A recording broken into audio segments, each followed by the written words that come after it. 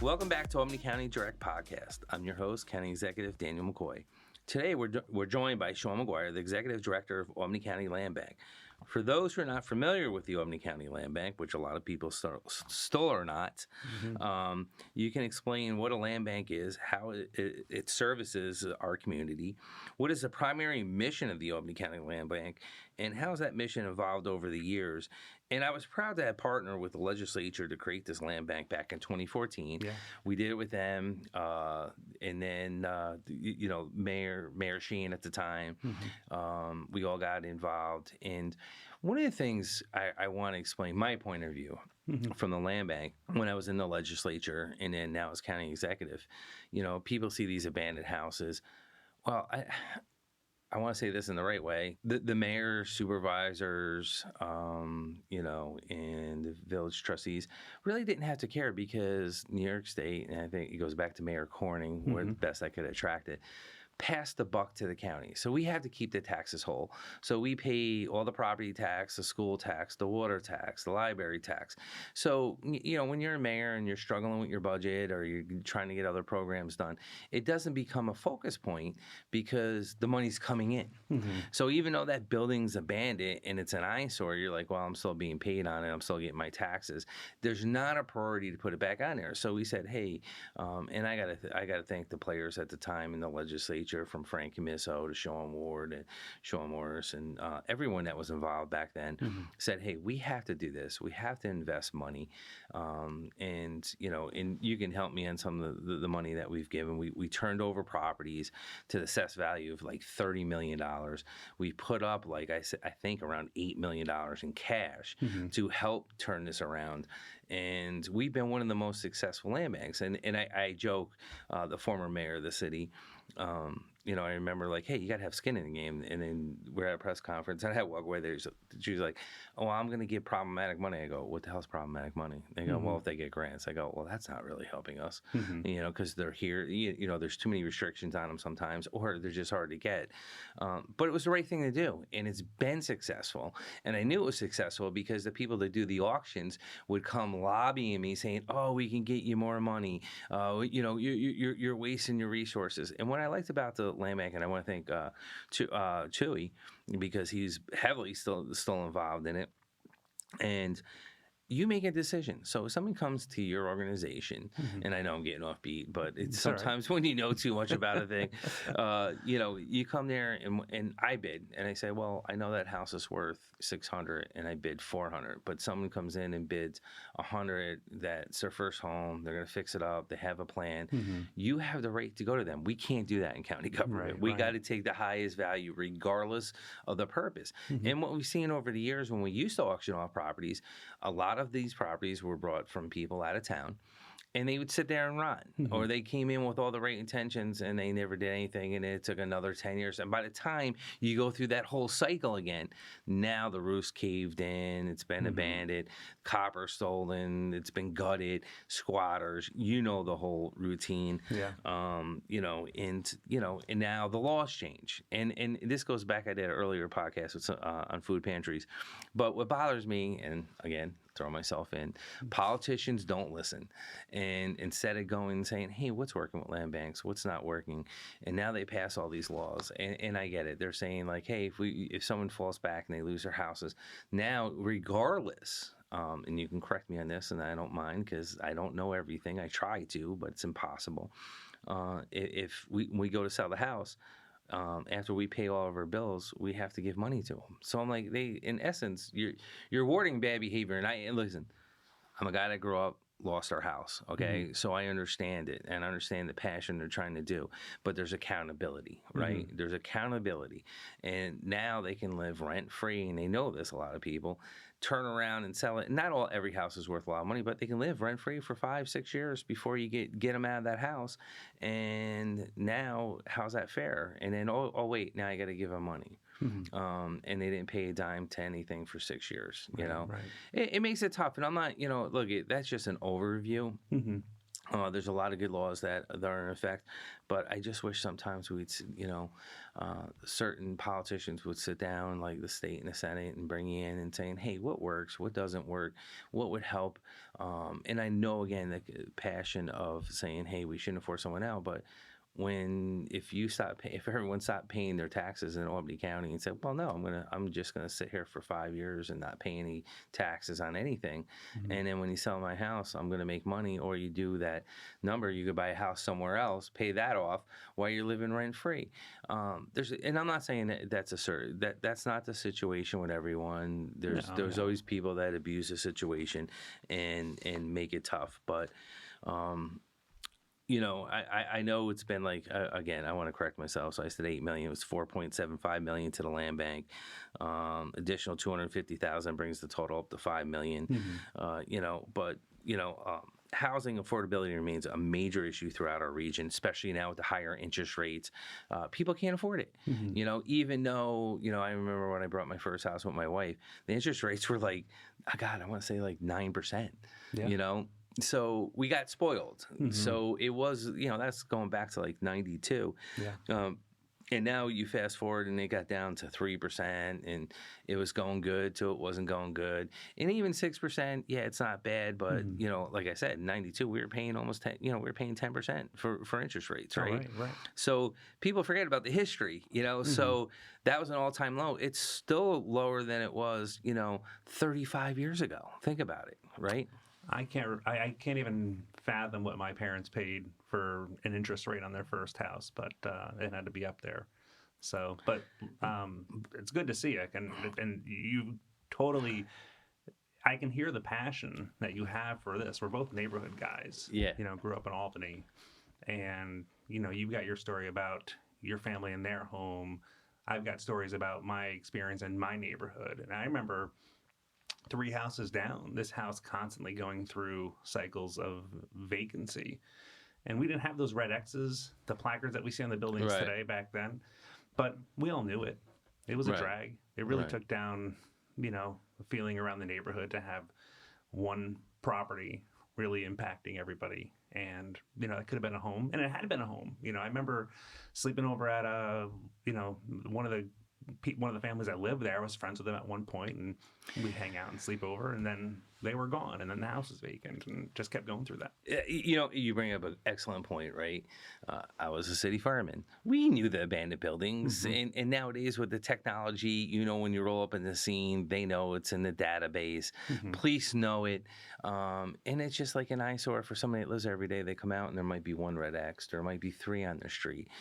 It takes the value down, and I understand, and the community might know, but like you said, the neighbors know. Someone outside the community is not going to know. But then the bad actors are going to say, oh, that's an abandoned house. Let's go in there and squat. No one's living there. They figure that out for the most part anyway, but it is a deterrent. I had mixed emotions, and it wasn't my fight, so I stayed out of it, So I'm like, I try to stay in my lane as much as I can, and I stayed out of it, but I'm like, I wouldn't want to live on the street with 5 red X's, or you have people over and are going to say, the first impression they're going to get is like, oh, this is a crap neighborhood, and they're going to say it a little differently, right? And it's not. There's good people on these streets, how is the land bank helping increase access to safety, quality, and affordable housing? Well, I think you hit on, so many things that we're go tackling on. So let me tell you a little bit about, I've been here for 2 years. I came to the land bank, and you and I had an early conversation when I first got here about your concerns with the work that we can be and should be doing. I want to make it clear, I'm a little biased and mad at him because I tried to get him to come to my office and steal him away. But his passion of wanting to, when he took the rollover in the land bank, he had a vision taken over from the other gentleman that was there, and he wanted to see it through. So I respect that a lot. Yeah, we're still a little mad, but still respect it. I'm still, doing the work that you and I and your team, and we all talk about, because we all care about this community so very much. So 2 years. I got here right about that time where that state law had changed that required the county as the foreclosing unit to pay any surplus back to the person who lost the property, and that all centered around a case out of Minneapolis where a woman lost her home and it was auctioned off, and they got more than she owed, and she said, "You owe me that money back," and she was successful, and that required laws to be changed. Well, she didn't have to pay back the back taxes and the mortgage she missed on. Right. Well, she got back the equity after everybody was satisfied. Correct. So that's the way it's working now. Which is kind of crazy. It's like putting money in a bank, interest free. Yeah. I mean, well, you're growing the interest, and you have no skin in the game, and then you make money off of it. Right, because you're limited to what you can charge for, penalties and interest. Correct. In late taxes. And listen, if that's a better rate than what you're getting in the bank, then hold your money back from your taxes, and then settle up when things are due. We're not advocating that, but but in all reality, that's what we face when people who govern. We shouldn't make a profit. Okay, I get that, but that money you make off that supports other housing projects, supports stabilizing the buildings, because that's the other problem. Because the cities didn't have to bother with these buildings because their taxes were being paid, so they didn't care the roof caved in. They didn't care that it was falling down. Right. They might. I shouldn't say that. They probably might, but it wasn't a focus point. And you have to. You got these buildings. You go in. You have to stabilize them. So any resources and money that you make off of, and that's not, I want to make this clear. That's not every house. There are few in between houses that are going to make a margin like that. And we get them every now and then. But for the most part, you get a house that's already lost its roof, no furnace, no electric. Squatter's been in it. There's, it's a mess. You got to go in and clean it up, and that's what helps set it off. And, I was afraid with the land bank, with the laws I was watching change, and we were advocating.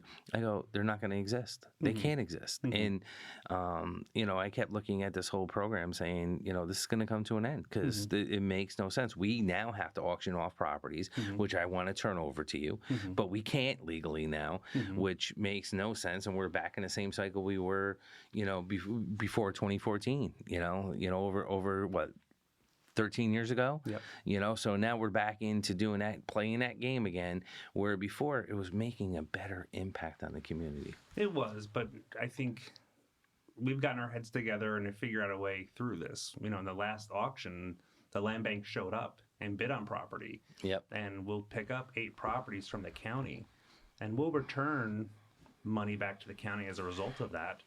But we'll be the responsible ones to take the risk in the South End. That's where we bought a number of properties, to take the risk in the South End, to bring home ownership back, to rebuild neighborhoods, and to return taxable value and life into neighborhoods. It's important to have people on the street who are there. And I want to stop you there. Yeah. How ironic is that? Now you got to buy it from us when we give it to you and have more resources, and then you're doing what we set up to establish anyway. It makes no sense. Yeah. I just wish the lawmakers would get their head out of there, and sit there and go, hey, this makes no sense. Our problem in politics is this. We listen to the squeaky wheel too much, right? 19 people show up, or 15 people show up, or 100 people show up. I'm like, I always say, in my partnership with the legislature, we represent 330,000 people. You have to listen to everyone. You have to go through the community, and you have an obligation to educate to the best of your ability. It doesn't always happen. People are busy living their lives, right? And this is the case in point where it's like you listen to a few groups lobby this, right? And then now you change the whole law without going and doing a deep dive of the land banks. And I'm not saying they're all perfect, because there's bad actors out, bad land banks have been out there. But talk to the successful ones, and then look at the ones that were bad actors. Enforce the law there, make it where what you can make land banks stronger. I see people from New York City come out and buy land that's landlocked in between homes, just to try to control it. They just buy everything, and I'm like, this makes no sense. And they're hoping someday they got to put you got to run a drainage system through there, or sewer, or whatever it may be. Because I remember this one guy bought a piece of property. I'm like, what are you gonna do with it? You can't even get to the property. You need a helicopter to drop you in. And he just looked at me and he didn't care. Mm-hmm. It makes no sense sometimes, right? And that's where you can sit there and say, what's a better impact for the community? What works in the South End? You know, and even then, when you have the right intentions, it gets blown up, like us doing the bus terminal. You know, we announced it over a year ago. We've been putting it out. We have a survey on the street, and everyone wants to be a Monday morning quarterback, right? Now everyone wants to come in and say it, but we do try to listen to the community. We try to make it a fabricated community, and that's what you're doing. So go ahead. Yeah, no, I think that's what we're really sensitive to is what the community is asking us to do, and that's what we bring back. And we talk to you and your team and our partners in the county legislature, and I think we've been successful. You mentioned a number, and I'm going to give you a better number to go home with. All right, I'm ready, Sean. I'm ready. You talked about how much the value of property that's come to the land bank over the years. Well, we in 11 years, last year 2025 was our 11th year, and we returned $48 million in fair market value back to the tax rolls. So that's property that was, like you're saying, the county was covering some of the expenses on. There's some taxes that you're still going to have to pay. Yep. And then when the land bank has it, we're exempt, so nobody's getting anything. Right. And then we're bringing back $48 million back to the tax Which rolls. works out for me because I got to pay the bills. Yeah. You know, so but it doesn't because it hurts the school district, it hurts the libraries, it hurts the cities and towns and villages, and hurts the county. I shouldn't say that. We're like the 12th lowest taxable county in the state of New York, which I take pride in. So we've done our job, you know. But again, the cost of everything goes up, and a dollar's a dollar. Right? No, a dollar is a dollar, and I appreciate that, and I always look at like. I used to get criticized all the time, one of many from this tabloid. But I would say, hey, I got to treat county government as a business, strive to make a profit. But the profit doesn't go to the shareholders. It goes to the constituents and the taxpayers of this county to hold the hard line on raising taxes to leave more money in their pocket. But out of all the projects that you've done, what give me one success story. I mean, they're all successful, but what one stands out the most to you right now? Well, when I got here, we've had these co-development projects baking for a number of years. And I said to the team, we're going to get this South End project off the ground in the next year. And that was 2024. Well, we closed on that project in 2025, shovels in the ground. And if you haven't been through the South Which End we got recently, no credit for, by the way. That was the only thing I was a little mad of. I'm like, we were like, I know you did that one with Capitalize Albany. And without us, that project never would have happened. When people say, oh, why is the county interfering always in the city? Well, it's not that we want to, but someone has to bail it out. Someone has to do something. I look so forward to working. I've been working with Dorsey, our new mayor. She's hit the ground running, and she makes no problem calling me up when she's not happy. But we're working in a partnership, and I want to be a partner. But what I was mad about that whole project, I was like, yeah, you got no credit. I didn't need the credit. I didn't care about the county getting the credit, but you getting the credit in the land bank is us getting credit. And I'm like, wait a minute, that project didn't come off the ground without the Albany County Land Bank. Yeah. And every time we were just down there a couple of weeks ago, we go down there often. I probably go down there with a camera once a month, and I take pictures, and we share the progress on our website with folks. And that's what, we make sure we tag our partners, certainly your office and the legislature, about what's happening there, because we want people to see that something after 5 years really has come to be. And that's why I'm proud about that, because I think that, had we not been constant advocates for this project through a local approval process, again, that the county doesn't have a role in, that the city very much drives, and we have to get through things like historic resource commissions and water departments and sewer departments. Having the ability to pick up the phone and have conversations with people and just, be plain about what we're up against and what the real opportunity is here, I think is what got that across the finish line. And that's why at the end of 2025, you did on this. You did an awesome job, and I was so heated because I was like, I know the work that you did, not me. So I want to make it clear to listeners, I'm not patting myself on the back. Your team did a hell of a job getting it over the goal line, and it was like cricket. And I watched people stand there and take credit for it, which they had a smaller part, but I'm like, that would have never materialized. And my issue is with like Capitalize Albany or other organizations around the county, right? And I could pick on every one of them, land banks. The days of waiting for people to come into you to sit there and go, hey, I got this project I'd like to do. You have an obligation. You work for government. My team has an obligation to go out and find people that want to invest in Albany County, that want to do extraordinary projects. And then, look at it. I got broad shoulders. When you go to war and you come back, you look at life differently. It's like, go ahead, write about me all you want, criticize me, but at least I'm trying. It's not perfect. And I'll let every listener know, not everything I do is I wish it was. I get frustrated when it's not. And listening to people, we do. I like it when they sit there and go, you didn't communicate. Yeah, we did. You get all you need is one person to say differently, and then they write it and they go, oh, that person, or 19 people, or, well, how many people live in that community that want to change, that want difference, right? Want to be heard. And we have like 2 other major projects going down by there. And I'll say this because I'm not going to put it out there, but I'm walking away. I actually said to my team, I go, I'm done. I am not going to get criticized and fought with in the Monday morning quarterbacks from the Senate and Assembly that want to sit there and go, oh, no, that have no idea what we're doing, have no idea how to redevelop, and then want to come in and criticize a project or I'll use the bus terminal. And that's fine. We can walk. I'll make it a parking lot for the MVP arena. They want it. I offered to give it back to Capitalize Albany. And I'm looking at these one transformational project, and I'm like, yeah, I think I'm walking away from it because I'm not fighting this. Yeah. If a developer came in, they wouldn't have to do what we do because we're county. And I get it. We'll be more open and more transparent. I don't have an issue with any of that. But it's like, what do you want? Sometimes, and I know you see that in the land bank because I watch the meetings, and one of the issues I had, it's the Albany County Land Bank. It has to travel around the county. It's not an Albany City Land Bank. They don't give us a dime. They don't give us any property. They don't help you. And again, I want more partners. I want more help. I want more input. The negative with the positive's good. Hey, there's things people see in a neighborhood that, I've walked, I'll use College St. Rose. I couldn't just listen to that tabloid or to the neighborhood association. I heard what they said. I went door to door. I knocked on doors. That's what I love to do.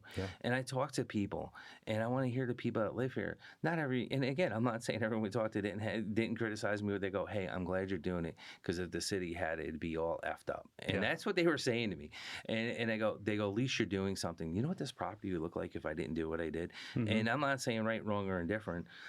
We've stumbled, right? But that's why I move my offices here 2 days a week, sometimes 3. I'm here more than that. So, like you said, walking around, seeing what's going on, talking to the business owners.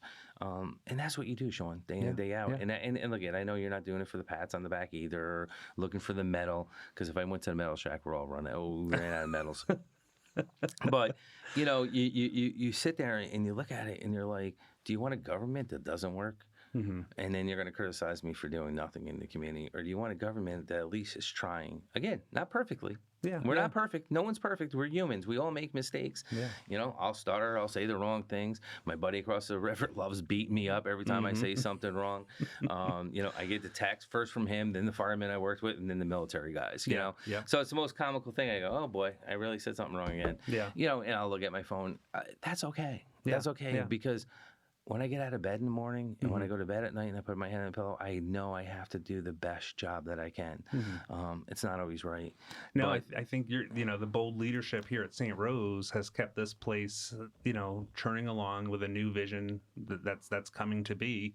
And I think the alternative is that this place would look like the old Turf Inn on Wolf Road, which has been in and out of different ownership after that place closed. And I remember, in a prior role, it was a Holiday Inn, and now it was a beautiful building. I just walked through it.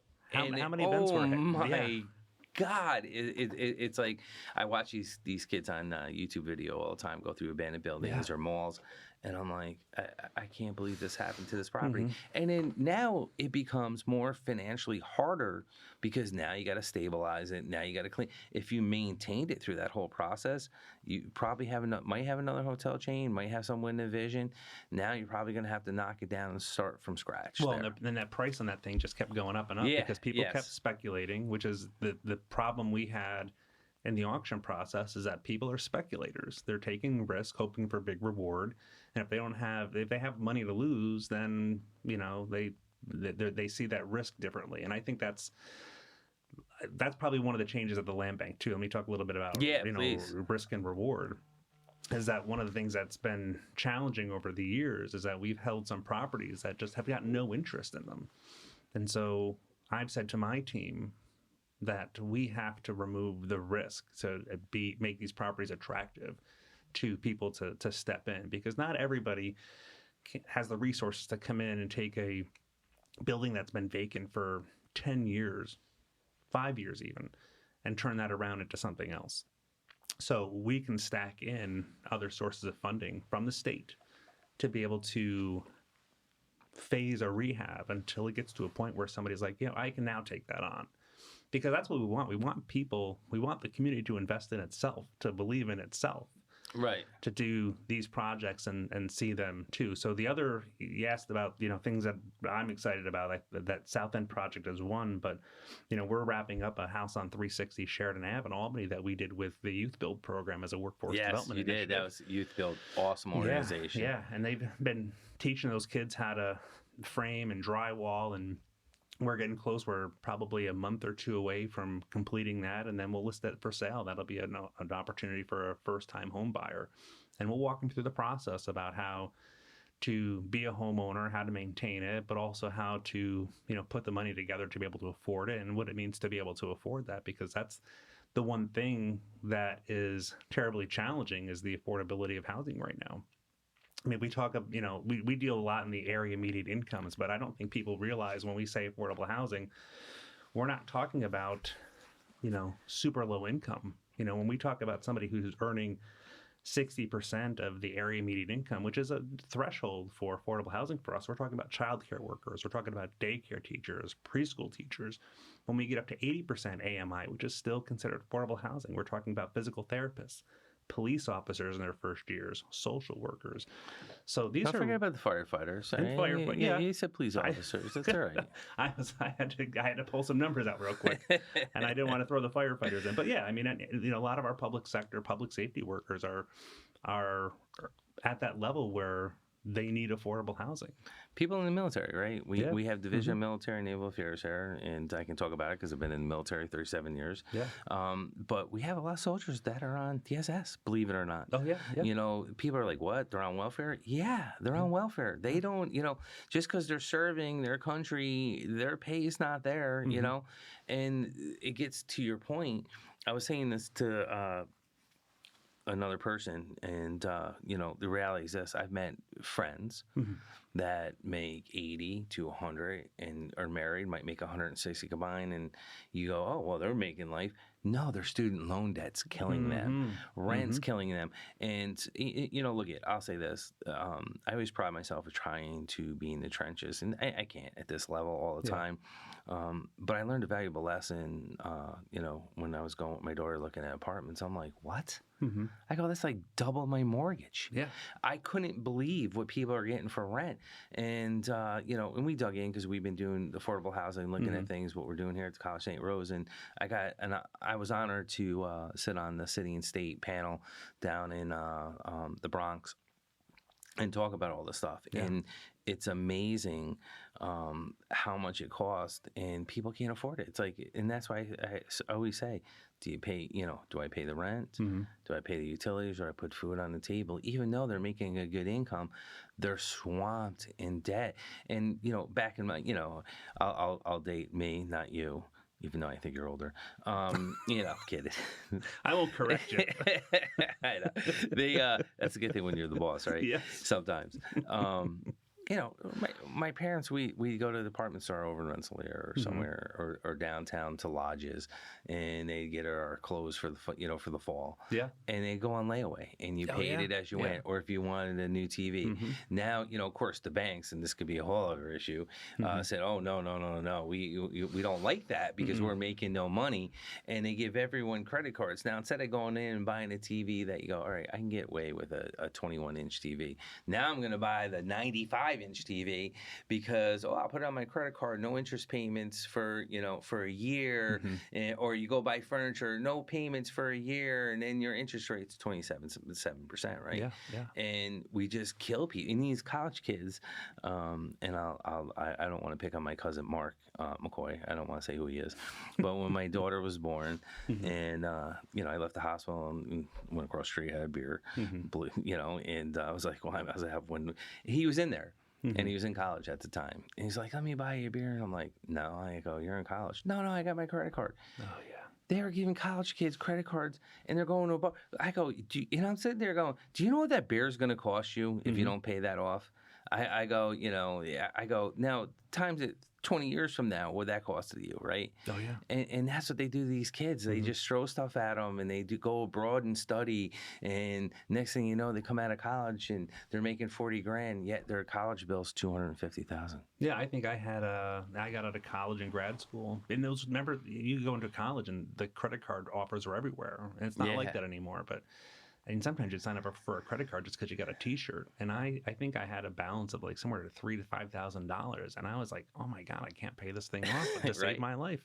And you're right, it was a lot of just going out and hanging out with your buddies, and but then that takes an impact on your ability to afford rent or correct, to be able to live. It's tough. And that gets me back to the point, and I know people probably think we're getting off topic, but it brings me back to the point of the land bank, why we created it, why we wanted to help people, and why you had the opportunity to say, instead of taking $400,000, you would take $10, because knowing that person is going to go in there, take pride in that house, fix it up, they're going to live there, they're going to be invested in the community, and it really handcuffed us now to a degree. Well, we could go back to the old days, taking risk on getting, auctioning things off and getting the highest price possible, only for that to go through a foreclosure cycle just a few years from now. Or we could work with somebody who may not give us the highest dollar, but has the best plan to restore and rehabilitate that. And I think that is one of the, we were doing the project on Ontario Street with Regan Development, and that's going to be 57 units of affordable housing. There were 2 other properties that the county, sent over to us to try to work with too. We tried to put it into that project. It didn't work at the end of the day.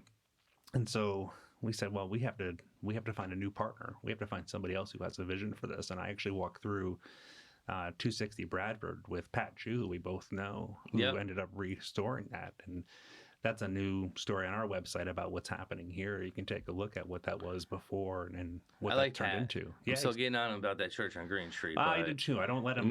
No, I don't either. When I see him, I'm like, buddy, man, I was at that ribbon cutting. Yeah. What the hell are you doing? He's showed me 10 beautiful apartments on Bradford Street, and I said, well, all right, Pat, what's next for that church in the South End? Well, when he redid the houses on the side of the old Ama Labella, right, on the side of our MVP arena, I'm like, what are you doing? And the guy does have a vision. It's like Redburn, whether I agree with him or not. I'm like, they got a vision, and they were investing way before anyone else would invest in downtown, taking difficult buildings that most people, and I get it. Anyone investing in a building wants to make sure that they're getting their money back. And these gentlemen and other organizations like them have taken a shot on redeveloping things. But again, in partnerships like with the land bank. Yeah. Why are, I always say partnerships because I'm only successful because of the partnerships I have, the dialogue I have with people. I know this certain tabloid thinks I don't talk to certain people, or it's like I meet every week with the legislature. I don't have to broadcast every time I meet or talk to a legislator. These are frank conversations we have, whether we agree or disagree. And one of the things is, why is it important for the land bank to have these partnerships? Well, I'll go back to, remember, well, he's only recently left his role, but Dr. Steady Mono at SUNY Schenectady, who we both know. Yeah. He probably said the same thing to you. I heard a million times over. It's like, if you want to go fast, go alone. If you want to go far, go together. Correct. And that's why the partnerships are important for us. It's like, we can try to go fast and try to find somebody else to buy the property and just, get it off of our books. But if we want to see successful redevelopment, we have got to bring people along with us. We have got to work with everybody from, the developer who has the money and the resources to come in to the city who has to do the permitting on a project to the county who can advocate on our behalf and help us on move towards the next opportunity and bring that next piece of real estate back to life. People see these things as challenges or problems. We see them as just unrealized assets, and I think that's the vision that we bring forward that helps us be successful, is that we just look at these things I like what you're saying, because I always say to people, I go, I gave a speech in DC, and I'm like, surround yourself with the smartest people, and you'll do extraordinary things. Yeah. And don't be afraid to be the dumbest person in the room, right? You go to Machiavelli, you go to any of them, it's like, if you surround yourself with idiots, you're going to do stupid stuff all day long, right? And it gets into partnerships and everything else like this. And you've been with us a short time, right? Yeah. And you've done extraordinary things. So your partnerships, I know, are so important to achieving your goals, especially the residents, neighborhood groups, to ensure redevelopment project reflects that neighborhood. These are things people don't see. And sometimes we get caught up in the naysayers. And look, and like you were saying, not everything's been successful, right? It's never going to be. And I always say to my team, look, you can always find a positive situation out of the most negative thing in your life. Right. You just got to look for it, and you got to say, okay, how can I build off of that? How can I be stronger? What was the lessons learned, or what did we do right, didn't do right, but what was the outcome, right? And I'm not like, we got to be frugal. It's taxpayers' money, and we got to make sure that at the end of the day that we're doing the best that we can. But when something goes wrong, well, doing nothing, like I'll get into my favorite topic for now, not really, the bus terminal, but where the grocery store was. We tried. Everyone fought us. And Kevin and his team, we got people to invest. Major investors came in, banks came in, credit unions came in, and people tried. It was an epic failure. And people said, I remember over a year ago when I did an announcement, they go, do you regret it? I go, no, because what we were doing was nothing. I wish it was successful. I wish it didn't fail. We learned lessons learned, right? But no one else was trying anything. And I wish it was a home run every time we tried something, but it's not going to be, but I still strive for that home run every time we step up to the plate. And, same thing with that. I wish we tried to get another grocery store. We try to get people to invest. And that's the hardest thing, too, is sometimes to get people to invest. But what would success look like for 5 years from now, especially with all the new laws and everything? What do you think it's going to look like in the next 5 years? Because I'm worried about the land bank. I'm not going to lie to you. I'm not going to sit here and tell you I'm not. But you have hit the ground running, and I'm just like, I was like, I don't think they're going to survive. But what do you say to that? I like it when you give me a challenge to. I'm never offering you another job, so I'm going to make that clear. No. We talked about that challenge, is like what could be, and I think that's been what we've built our team around, is that Land Bank for 10 years was this organization that did transactional sales as a replacement to auction. Our new model is different than that. I mean, we still have to sell property, but our model is based around being the ones to build community value, or to recognize community value, to take a look at that place that everybody else has given up on and say, no, there's something here. We'll find it. We're going to start looking for it. We're going to start searching, turning up every rock, opening every door. We're going to find that opportunity. We're going to tap into it. And we're doing that pretty much every day. I think I wear my team out by saying, what about this? What about this? What about this? And I probably am going to wear your team out, because I like it though. Them what about this? I get the back briefs. Yeah. They're like, I go, what's that pain in the ass one? But listen, not to just you speak in metaphors, but you can't hit home runs if you don't strike out every now and again. You got to take swings of the ball. You got to try to make contact. And I think that, in 5 years from now, I'll have a couple of things that we don't quite hit the mark on, but I'm looking forward to more home runs than strikeouts in 5 years, and I think that's where we're headed. I love that. And Charles too, right? Fabricate Community, him and his late wife, Dr. Green, extraordinary, right? Visionaries, the two of them. And when we created this, I honestly was using this as the model for the Albany County Alliance, right? And I liked it that the board got together, we gave the money, and then like even when they were interviewing you, and we liked you, your background, and he didn't really care what I had to say, and that's what I love about this guy, because he's just like, you know what, we're going to do what's right and take the politics out of it and get the best product, and that's why I believe we're still standing since 2014, right? Same thing I tried to do with the Alliance, and then they changed the legislation, because I like put the board together, let them run, support them, take the politics out of it, to the best of our ability to make it successful, right? And that's what, what's going on, other than, I hate to even bring this story up. I was at Dunkin' Donuts, and I'm coming out, and I couldn't wait to get my coffee. And I'm just driving forward, and this gentleman, I'll say gentleman, and it slams his hands on my car. I'm like, oh my God, I'm so sorry, I didn't see you there.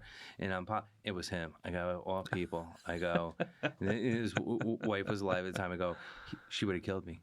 And I'm just like, I am so sorry. At all people, I almost run down. It's you, but what a great guy, and his whole organization and his foundation, I should say, and what you're doing. So, as we wrap this up, last pitch. What are you gonna do? I'm throwing a pitch at you. What are you gonna hit? I think what I need everybody out there listening to do, everybody in Albany County, is to believe that we deserve better for ourselves, and we are the ones who control our own destiny. And if we spend more time building ourselves up and realizing the potential that we have around here, and not knocking ourselves down for every one mistake we spend so much time on, if we can just focus on building ourselves up and realizing the potential that we have, we will be leaps and bounds ahead of everybody else out there. I've seen a lot of communities. I have the good fortune of teaching community and economic development, so I've got to learn about a lot of places. And we have all of those things that make communities successful right here in Albany County, in the capital region. I think sometimes the difference is that we don't believe it. We don't believe in ourselves. And so we need to do that more. And if I could get that out of people, the rest of the work gets to be so much easier, because then it's just a math problem. That's awesome. Thank you. Thank you for coming on today and giving a little insight. I know there's more that we can say, but again, thank you for everyone listening. Be sure to check us out on the other episodes of Spotify or our Apple Podcasts, and subscribe so you never miss an update. Thanks for listening to Albany County Direct.